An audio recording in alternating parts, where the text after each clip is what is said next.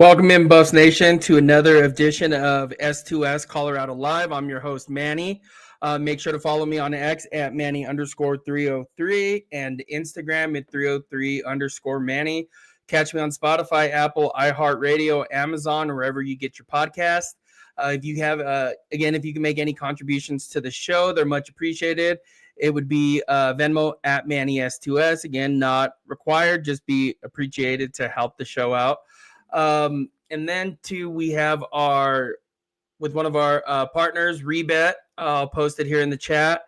But you can click the link that is now in the chat or use the code VOCFBCU. You will get a 100% purchase match up to $100.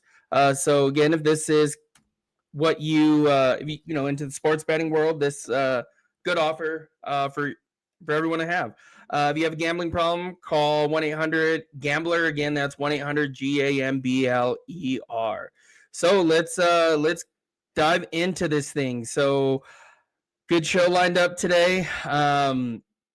We have the Ralphie Report coming up, right? News and notes of the day, Utah game review, and moving forward, what the Buffs need to do, what the rest of the season, right, should look like, may look like, those kind of things. And, hopefully to be able to get some questions on here or comments, whatever it may be. But yeah, that was all of us that watched Saturday night. That was tough, really, really tough to watch. From the second play on, that was it. That was the game. So let's dive into the Ralphie Report. So game against Arizona, it will kick off at 5 p.m. Mountain Time on FS1.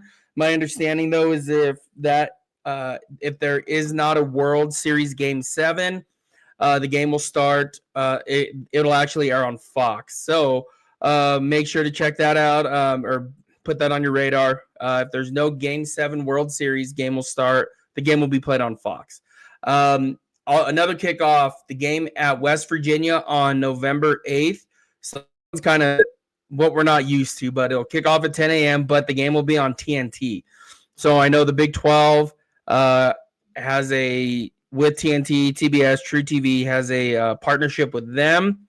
So again, that's just something to keep our eyes on, but that's when that game will kick off. So yeah, not a kind of crappy, right, to be on TNT. Typically the Buffs are on Fox, ESPN, nationally televised. Again, they still are on TNT, but is the first time being on TNT.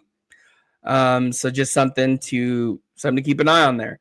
After the game, so let's get into real quick what Coach Prime said after the game versus Utah.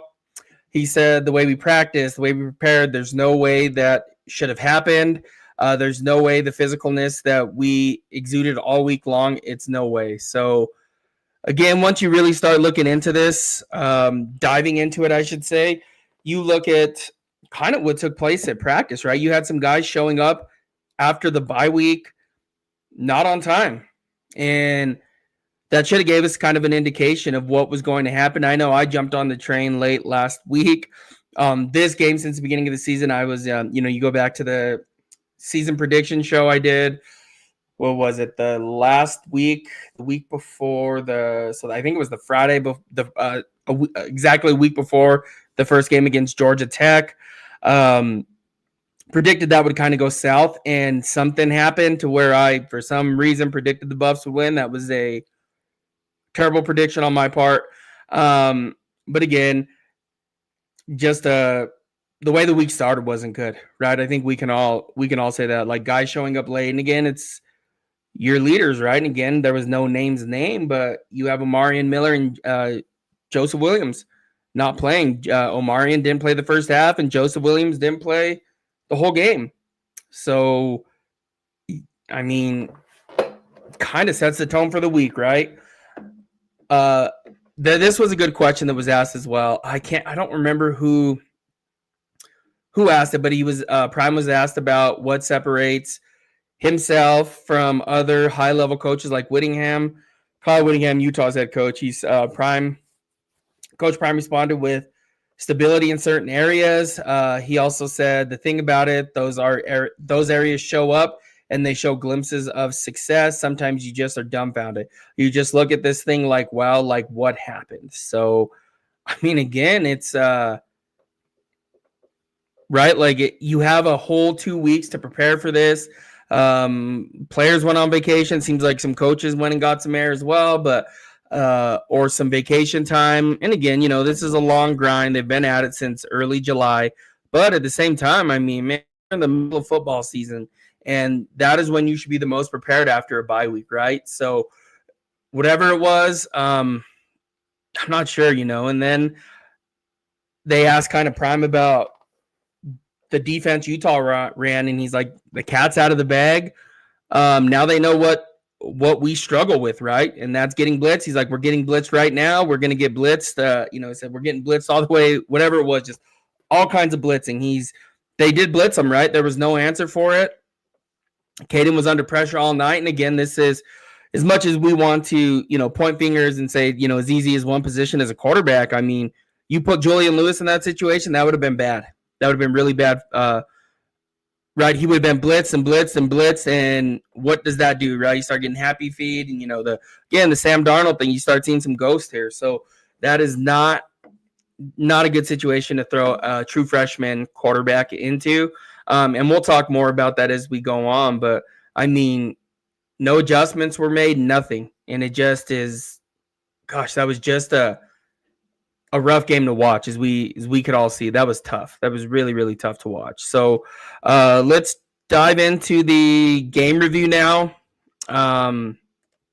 This is, and I'll just say this. Let me remove this. The review, I kind of went down I don't want to call it a rabbit hole, but today, but just was curious because something they're doing is not working against read option, and we'll dive into that. But man, this has been a problem for the whole time, and just wanted to watch some film. And I think, again, I don't want to say I sit here and dissected it and found everything wrong. That is not what I'm saying. But there are some fundamental things that are not happening, right? That those of you that have played football or even watched it to an extent, ever worked in like some type of scouting role, you'll be able to understand kind of what's happening here. So but let's just dive into the play-by-play. Oh, yeah, Neo's in the house. Good to see you, Neo. Thanks for joining. Humble Texan says, feels like two completely different teams, the team that played Iowa State and then this team that showed up or didn't show up, right? Yeah, it really does. It felt like things were getting figured out, and, man, we are back at square one. It feels like 2002 all over again, pre-prime, right? So that was just an ass-kicking, right? It was just a huge ass-kicking this past weekend. So, but let's dive right into this thing. So we start, there's not a ton, right? Because there's not a ton to take away. We're just going to be sitting here talking about Utah plays.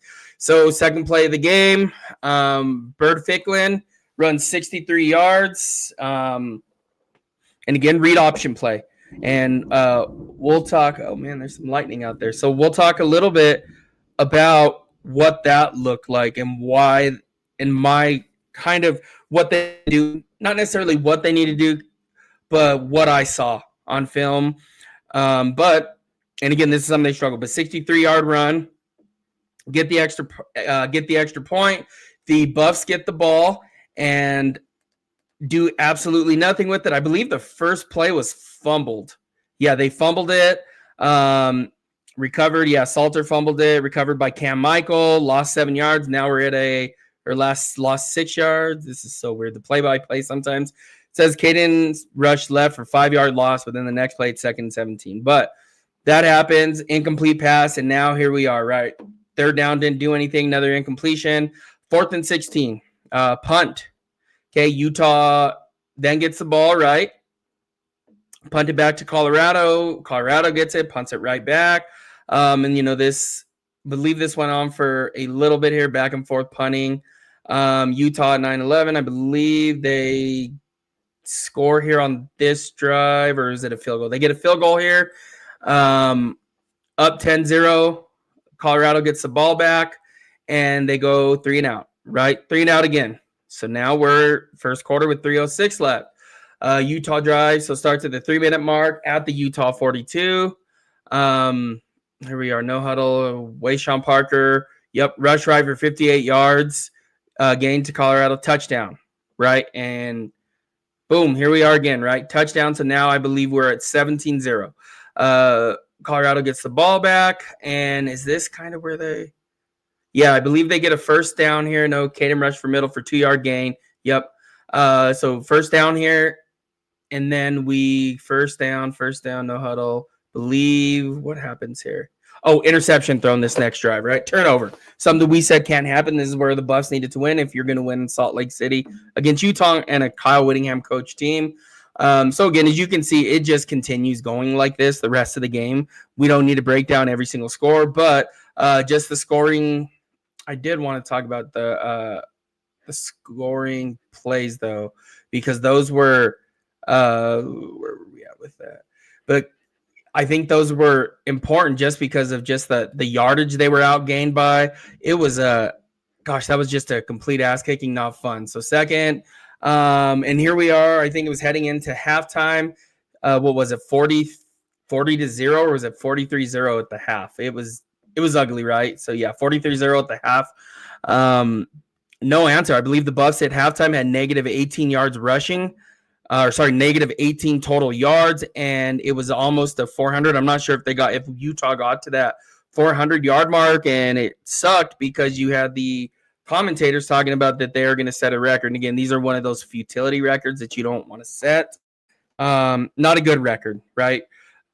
This starts to happen. Now, we move back to the second half, right? We had some players come in. The game was by far over at this point, right? So final score 53-0. Now the stats that were just were astonishing, where you were just kind of like, that really happened. So first downs, again, it was much worse than this, 25-12. Rushing first downs, all the rushing total 38 rushing yards for the Buffs to 422 for Utah.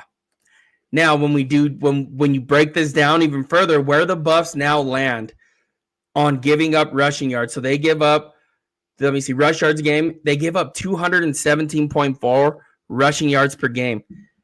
That ranks 130th out of 136 teams. That is not good. Opponent rush play percentage, 58.13%. So they're getting the ball ran down their throat. That ranks at 121st, right? So then the rush yard average 5.3. That ranks at 126th. Again, these are all out of 136 team. And yes, Humble Texan says the refs started calling the play dead before Caden even hit the floor. The commentators started talking about Halloween plans. Tough game for even the commentators to stay engaged. Hard to watch. Yeah, it really was. Like, they called a play dead. It's like, let's just get this over with. I haven't seen a couple penalties on them where they the refs were like, we're just not even going to throw it here. This game just needs to end at this point. Nobody wants to be here at this point, right? So, but when you are ranked 130th out of 136 in rush yards per game, holy cow, like this, something's going on here, right? Like, we know that. Now, what I did today was just wanting to just figure something, just to look at something. So went through, watched the game, and obviously there's something wrong going on with the read option. Colorado needs to switch the whole way they handle it. And again, it's hard on film because it's almost like it is so bad that you don't even know what they're actually doing out there. So what I started to see was, let me see, Neo does say the defense was suspect from game one. I thought they would figure it out, but they have not. No, it's getting worse. It feels like, right, when you give up 422, 23, whatever I said, rush yards, it's getting worse. And the tackling's not improving either. But the second play of the game, Arden Walker, right, number 53, he gets upfield, doesn't even look at the QB, just crashes immediately at the running back, right? Reggie Hughes then drifts that way and attacks immediately downhill, right? Now, what Utah does, the big plays that were gained, they're pulling offensive linemen through the hole they're going, right? Now, there are teams who run false pulls where they'll pull some linemen around, and it's a false pull, meaning essentially that they're pulling it just to get people to go with them. The big plays that Utah ran, everything was ran behind the pulling guards. Or pulling guard and tackle. So whatever it is, sometimes they would pull a tight end and a tackle, tight end and a guard across. But basically what it looked like. So that first one, they were trying to get, their guys on their two linemen on some DBs, right? And that is exactly what happened. Now, they were trying to get Hodge, but Hodge is literally looking at the pile where he and everybody else bit, and Bird Ficklin runs right behind him, and that's how he gets all the way across the field. It was it was just mind blowing to see. And then you see the defensive line is blown back about 2 to 3 yards. So they are establishing, the Utah's offensive line established a new line of scrimmage almost every single play. They couldn't hang with them physically, right? And then you had Wayshawn then went for 17. Martavius French just runs into the pile again. These are read option plays, and Martavius French just runs into the pile into the pile, right, of where he thought the hole was going. Alex McPherson, and again, he'll get better at this for sure, but gets blocked down and loses contain. You just had the right tackle just, block him down essentially. And then you have an alley that is now forming where Ben Fennesith whiffs completely on a tackle on Wayshawn. And then you have the Buffs dropping into a man too high. So safeties are gaining depth, right, to cover their halves of the field in a 2-man. And there was no way in hell that they were going to beat them throwing the football. In my opinion, the Buffs should have been loading the box. And again, they need to figure out a way to defend the read option. I don't know what it is they're trying to do, but the way it's going isn't working. You have a ton of dudes getting upfield, your ends, and it almost felt like when watching it, what you were looking at was basically like the safety at times, or one of the slot corners was responsible in that for the quarterback. It was hard to tell because it was just such a mess when looking at it. And then, a lot of the times what they teach you, right, if you've ever played defensive line, linebacker, is most of the time, not all the time, most of the time when you have some pulling offensive linemen, they're going to lead you right to the play, right to the hole to blow it up. That was not happening typically, in front of, what I was taught is somebody in front of you, you have a pulling lineman, you follow them. You got to be quick. You got to jump off the ball and not wait for them to get to you. You got to get through there, follow it, and they're going to lead you to the play, right, as a D tackle. And again, this is just for your interior linemen. Now, the linebackers, they have their little triangle box to read. And again, what are they looking at that point? So it was tough to watch. Just rewatching. I went back and watched Kansas last year, the KU game from, right, Buffs going in and lost the Big 12. It was the same thing. And that was a lot of missed tackles more than it. But, man, that read option, they're struggling defending it. And again, that might even be just a linebacker talent issue at this point, right? Because it is, or the way it's being taught. Again, I'm not 100% sure. I'm not in there day in, day out, but they're not, something's going different. They got to do something different at this point. And watch those pullers, right? A lot of the time you're with them, right? Like, you do know with Utah, they're going to be physical. They're pulling. It's a power scheme at that point, right? They're running a gap scheme. And figure out the gap. I mean, should be easy, but again, there's a lot of different, false pulls, those kind of things, but I didn't see a big run happen on a false pull. Typically they already knew what they were doing. So that read option, a lot of the time they weren't even reading the end. It was just like, we're going to go this way is what it looked like on some of those big plays. Then what was happening was they were leaving their cornerbacks. A lot of the time, Preston Hodge, and he had to take on one of the tackles, pulling tackle or guard at that point, and he's not going to win that battle, right? Preston Hodge, nickel corner against those monster offensive linemen, he's not going to win. So, but basically every huge running play Utah had, they were pulling the offensive line, and that should be a key for the defense moving forward. Again, like we talked about, there are false pulls that happen.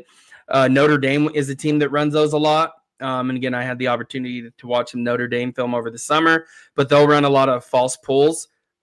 But again, Utah didn't. So I was looking there, and part of me wants to go back again and watch every single play, but it is really hard to watch the Buffs get their ass kicked to see how many times they went the opposite ways with the false pull. But again, it was the same issues with KU. And last year it looked like they were having safeties try to make a lot of tackles on the quarterback in that game against Jalen Daniels. Sorry. Yeah, I'm going to keep messing that up forever. And again, you don't want to leave your safety one-on-one with to make a tackle, right? You know, the last line of defense. Again, you should make those tackles, but somebody should be putting hands on him before they even get to that point, right? You make one move and you're gone at that point. So that is what I saw. These stats were not very good. A lot of the buff stats came in garbage time. Let me just add PFF grades for you guys as well. What you are looking at. So offensively, PFF grades for Utah. Amarian Miller, 76.3. And again, he played half of football. Cam Michael, 65.9. Zarian McGill, 65.1. Ryan Staub, 63.6. Remember that one. Larry Johnson, 60.8. Sincere Brown, 60.5. Zy Chrysler, 60.2. DJ Hayden, Dallin Hayden, 58.6. Xavier Hill, 56.3. Harge, 56.2. Q, 55.7. Jordan Seaton, 55.6. This was by far his worst game in college. And again, I expect him to improve. And again, this is one of those one-off kind of situations for him. He'll be improved. And again, it's not all just on him. When you're blitz like that, he was a lot of the time it looked like he was trying to cover up some of the other mistakes made or hit two guys at once. And, you know, when you try to do too much, it's never a good thing. So I expect a huge bounce back from him and for that to never happen again. Hopefully they figure something out on protections at this point. Caden Salter, 47.1. Staub had a 63.6. Salter, 47.1. So again, it was, I don't blame Salter for this. I don't think this is on him when you are getting blitzed and not protecting. And as a play caller, not figuring what the hell you need to do to get some protection in there. What are you supposed to do? And again, this, the crazy part is this is one of those games you should have been running those wide receiver screens. And they did. I think they ran one. But it's like these are those games that you're supposed to run those and they don't, which is mind-blowing, mind-boggling to me. But yeah, it was just that was an all-around awful game. Individually, Caden Salter threw for 37 yards in a football game. Yeah, that is not very good. Bird Ficklin had 140 yards throwing. Staubby had 65 yards. Let me see here. Rushing, Cam Michael led the team with 44. Bird Ficklin had 151 yards on 20 attempts, averaged 7.6 yards. Wayshawn Parker, the running back, number 1. Holy shit. 10 attempts for 145 yards, which equals a 14.5 average per carry. Those are like video game numbers, right? Like those are like Madden or college football 26 or whatever it was. What was Caden's rushing yards for the game? Caden had -4 yards, and again, sacks count as rushes in college football. So I don't, and again, what if you factored them out? I don't know. I would assume it's not very many though still. Dre had 1 attempt for 0 yards. Michael Welch 6 for 4 yards. Man, it's even uglier when you start diving into this a little bit more. Then there was Utah receiving. So 39 yards. I believe they didn't throw for a ton of who led the Buffs in receiving. Amarian Miller, 3 catches for 59 yards. Him and Staub have something there, right? And I guess like everybody should with Amarian Miller. He's that damn good. So as a team though, let's see, rushing total. I want to see passing. Colorado threw for 102 yards passing in the air, and Utah threw for 165. And again, why would they even throw the football at that point, right? So there was no reason for Utah to even throw it. I know they got a touchdown pass, but they didn't even need to do that. They could have ran it every single play and been successful, right? And that is where the majority of the yards came from, right? Total, let me see. I think that is about it. I don't know if they had their turnovers on here, INTs. Yeah, they buffs through one, and that was it for turnovers. Again, typically when you get your ass kicked this bad, there's a ton of turnovers. Was not the case here. So just a rough game. Now, moving forward. So, and again, I've talked about this a couple times, but I think we're at that. Colorado defensive grades. London Merritt led the team with a 77.1. Tawfiq Thomas 75.6. Preston Hodge with a 70.2. What's his name? Slaughter, safety, transferred in for Tennessee. That's when the Prime said had the best week of practice for a DB all season. 69.9. Tawfiq Byard 68.6. DJ McKinney 67.8. Jalen Brown 67.7. Arden had 66.2. Mantrez Walker 62.8. Kylan Salter 61.6. Ben Fennessith 61.1. So I'm going to jump a little bit to our French 54.3. Keaton Wade 54.9. BDS 58.6. Jaheim Otis 59.8. Tayon Parks 52.7. Reggie Hughes had a 48.3. And again, the film does show not a very good performance by Reggie Hughes.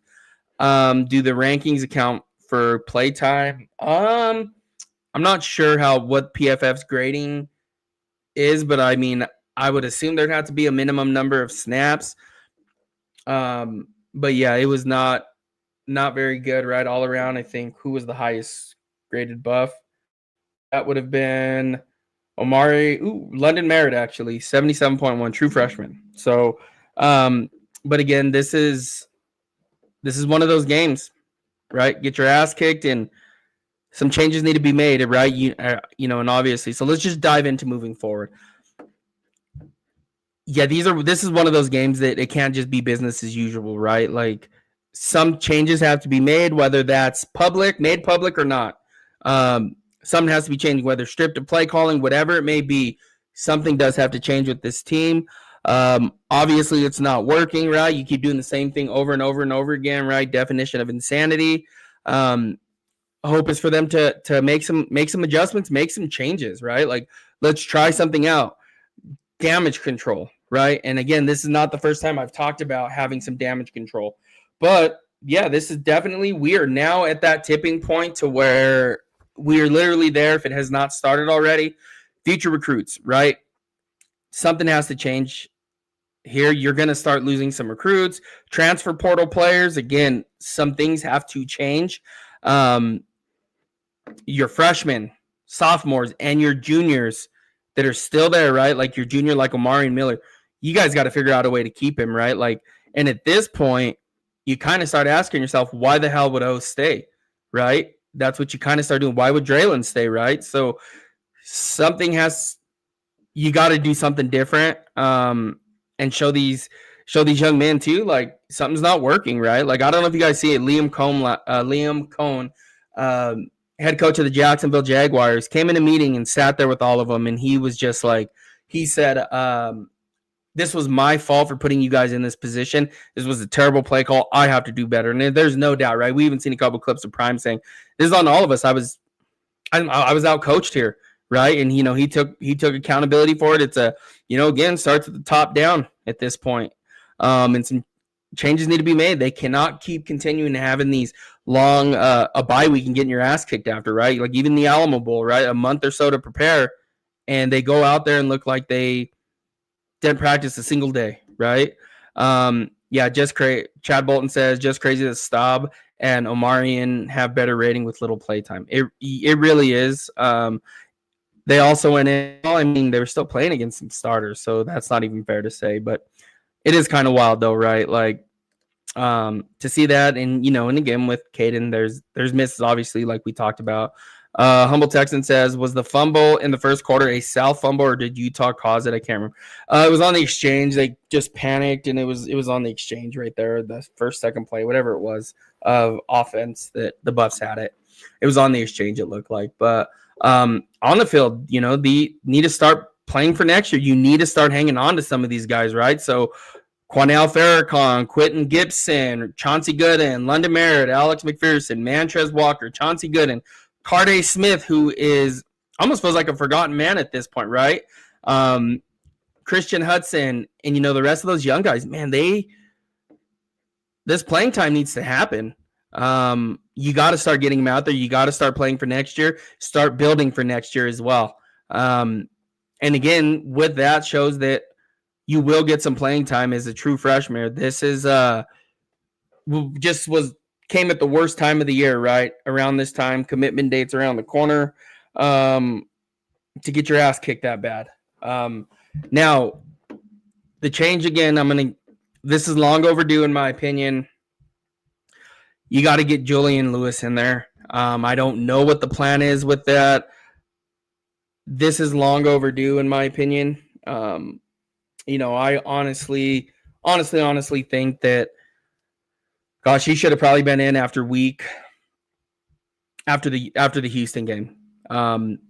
Should have came back to against Wyoming, and Julian should have been the guy moving forward at that point, right? Like, this is the future. This is the one that is, if they're going to win a title, this is the one that's going to get the Buffs there.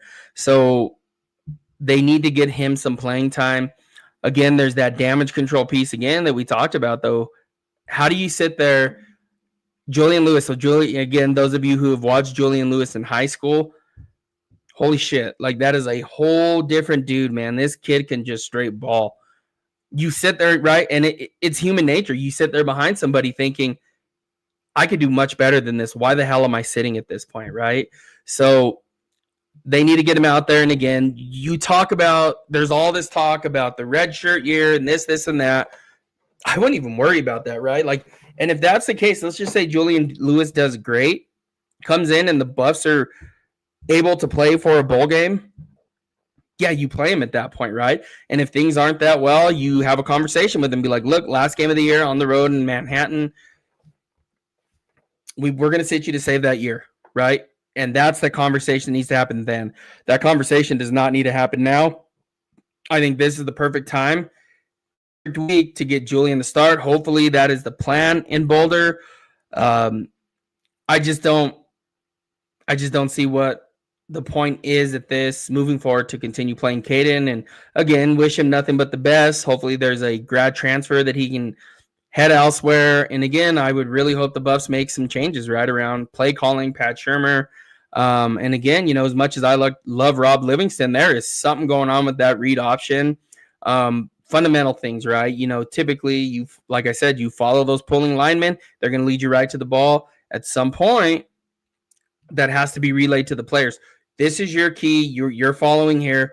Pull it, right? Play it slow, but you got to follow with them. We're not just running into the wash and getting caught up in and getting blocked. So again, it's mind-boggling a little bit to continue watching this, right? Like, obviously it's not working. Something has to change. So we'll see if the Buffs make any changes at any of these positions. We'll see if these young guys get some burn this coming weekend. But again, in my opinion, what you need to do is you got to start playing these young guys, and some changes have to be made. This is not one of those business as usual weeks. This is one of those weeks where you gotta something major has to take place here, right? You can't continue doing the same things. And again, this is what they've been doing this whole season. And even if we're completely honest about it, right, it dates back to last season against Kansas, right? It's the same shit with the running quarterback, just a different team, right? Like, you give up 422 yards on the ground to a true freshman quarterback, and not how many times did he even attempt to throw? You start going through this and you start getting pissed off again. But so he attempted 22 passes, and the rush is 30, 32. So they, as a team, attempted 11 total passes to 51 runs. We knew they were going to try to run. The Buffs, everybody knew they're going to run the ball. It's going to be read option. So the way they defend that it's not working. Time to try something different, regardless of what it may be. So we'll see if the Buffs make any changes. And my hope would be that they do, right? We all want to see this team succeed. And I've seen people out there, well, fire Coach Prime, this, and that. That's not happening, guys. He just signed an extension. I don't want to see him go. I do want to see some coaching changes take place, though. That has to happen. That has to happen at some point. Some play calling duties have to be stripped. Some players have to lose their spots, right? And that's just the reality of it, right?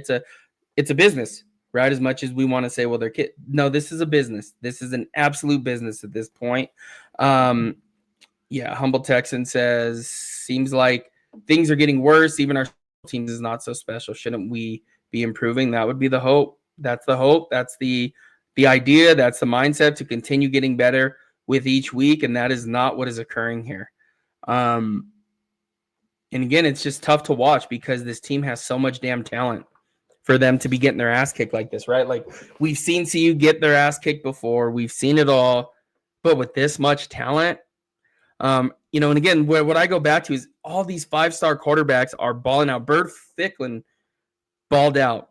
Our true freshman's on the bench, right? Our 5-star true freshman's on the bench. And I just struggle with that piece. This kid needs to you got to get these hiccups out of the way now. And this is the perfect time to do it. They got to start putting some, they got to be able to throw the football, right? Like you get a safety and again, with Caden Salter, you get a safety, don't even know which side of the field and you just throw it out. Like it is like, dude, like you should know the route combinations. You should know where people are. You should be able to, heave that sucker as far as you can out of bounds to in the direction of where some receivers should be. And that's not the case, like even on some of those things turns around and says something. I can't remember who it was. Was it Q? Someone ran the wrong route or he underthrew him and said something to him. And it's like, dude, no, that was an underthrown ball, poorly thrown ball. So we'll continue to see what they can do. Let me see. So Neo says the one thing we can look forward to is, will we make a bowl game? No, I don't think so. The line was 5.5, I believe, for the Arizona game this weekend. I wanted to see who was favored. If that line's moved, where the money's coming on now. Again, I would assume it's going to on Arizona. Let me see here. Arizona. Yeah, so a 4.5 now. Over under is 53.5. Money line is at negative 205.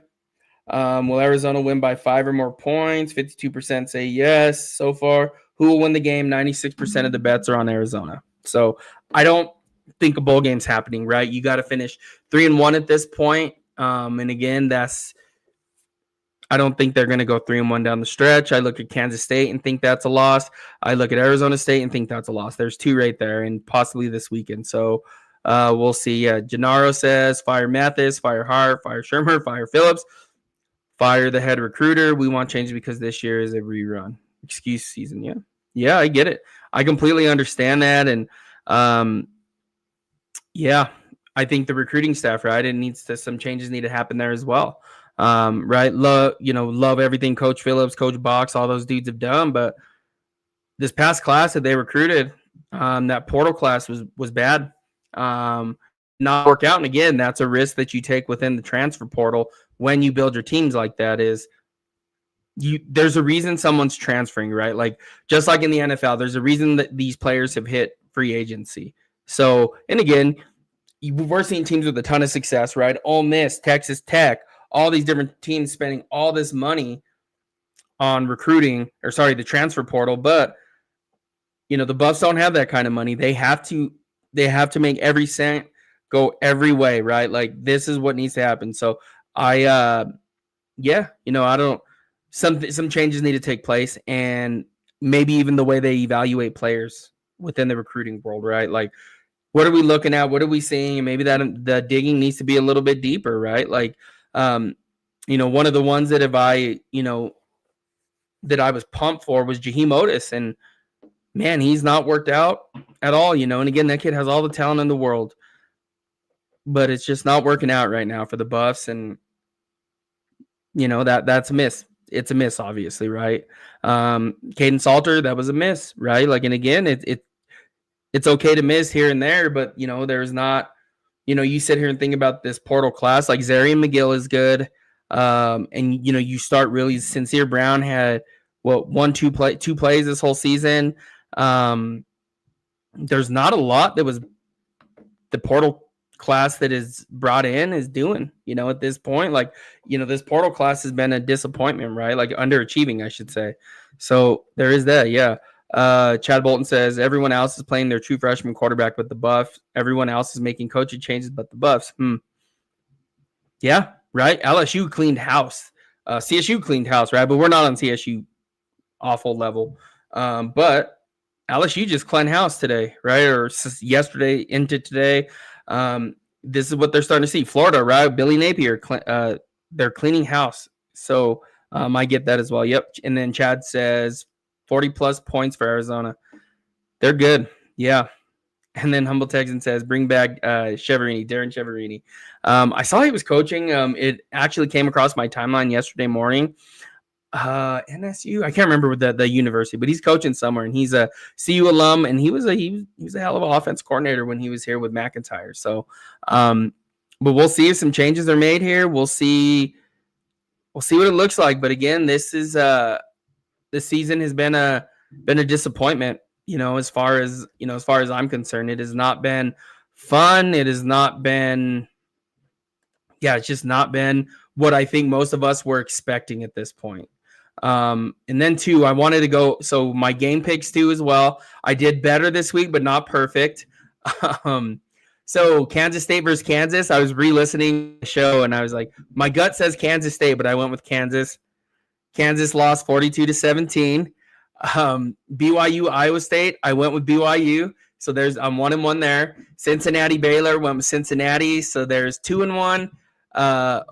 Texas Tech 42-0 over Oklahoma State. So there was 3-1. TCU West Virginia picked TCU. So we were what is that now? 4-1.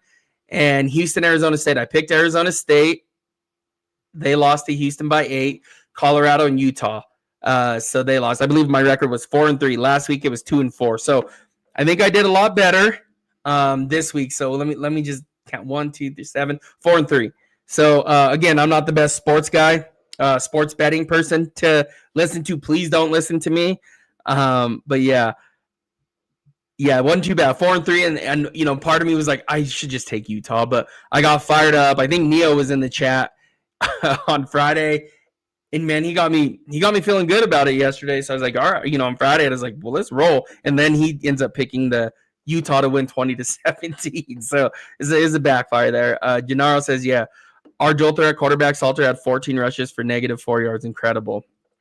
Yeah. And sacked. A lot of those were sacked. And it's, and again, when you're sacked, it counts as a rush attempt. So the total sacks too, I just want to, one more thing before we end the show was, where's our sacks at? So the Buffs were sacked 7 times for 71 yards. That is unbelievable. Humble Texan says, I think K-State has the overall record by a lot, only like 2 KU wins. Yeah, I saw a thing. So after we got off the show on Friday, this thing popped up, right? I think I told you guys I'm KU alum. And it popped up. So I follow, Kansas athletics, and it came up, and this crazy stat that's like in the history of I can't remember what they call it. It's something with the sunflower rivalry. I think that's what it is. And it was Kansas has only won 7 times in football, and it's like that has to be a typo because they've been playing forever. So right after that is like, part of me wants to be like, God, I should go live and be like, just kidding, change my pick. But I rolled with it. But they've only beat Kansas State 7 times in football. That's one of those crazy stats that you see where you're just kind of like, there's no way in how that happened. And sure enough. So, yeah. Neo says, oh, not bad. So maybe, Neo, I would have went 5-2 if I would have listened to you or let you get me hyped up. So, but it is what it is. It was so much better than last week. Last week, 2-4. This week, I got to check the slate this week. I think I just had it up. Yeah, just to give you guys an idea, West Virginia at Houston, UCF at Baylor, Arizona State at Iowa State. Gosh, that one's. See, I don't even know where to go with that one. I'm gonna go do a lot of following of that game this week in both teams. Texas Tech at Kansas State. Yeah, that'll be a good game. Oklahoma State at Kansas, Arizona, Colorado, Cincinnati at Utah. Oh yeah, I think is it College Game Day is going to Salt Lake City this weekend for that game, so that'll be pretty cool. Humble Texan says Caden doesn't sit in the pocket. As soon as the ball is snapped, he instantly drops back. He creates the scramble. Just sit, guy. Yep. He does do that. He like panics and like starts moving around. It's like, dude, you're actually creating pressure. Just sit in the pocket. So it is. There's a lot wrong with this offense. A lot wrong what's going on, but yeah. So Wednesday, stay posted. I'm not sure if we're gonna do a Wednesday show or not. There's not a lot that comes out, but just in case, just stay posted on it. I'm gonna hopefully some recruiting news comes out because it has been really, really quiet. We have November. So yeah, Saturday is Kavian Bryant, 5-star quarterback, number 1 overall quarterback in the class of 27. We'll pick his team. It sounds like he's that Texas Tech oil money. But Colorado's in that final list of, I think it's 3. So we'll see what Kavian Bryant decides to do. But keep that posted for November 1st. I'll have a time and everything as well, if not Wednesday, Friday. So, but yeah, we'll see about a show on Wednesday. But yeah, I really do appreciate you guys for joining us. If you have any comments, leave, like, subscribe to the channel, share out with everybody that that likes the Buffs. We do got to, again, we have the Dodger game starting now. I know Neo and a couple other, I think Humble Texan and a couple other Dodger fans on here. So yeah, we got a big game in LA tonight here starting shortly. So that's why it was moved up. So hopefully after the World Series and everything's over, we'll get back to our normal 6 o'clock time. But again, I do appreciate you guys. Make sure to follow me on X at Manny_303, IG at 303_Manny. Catch on Spotify, any of those. Again, if you guys can, not required, but appreciate it. Venmo at Manny S2S. And yeah, that'll do it for the show tonight. I do appreciate you guys. Yep, Neil, let's go Dodgers. Let's go Buffs. Yep, always. And we'll weather this storm, and hopefully the Buffs can make some magic happen, and hopefully Julian Lewis time. So hopefully the future's now.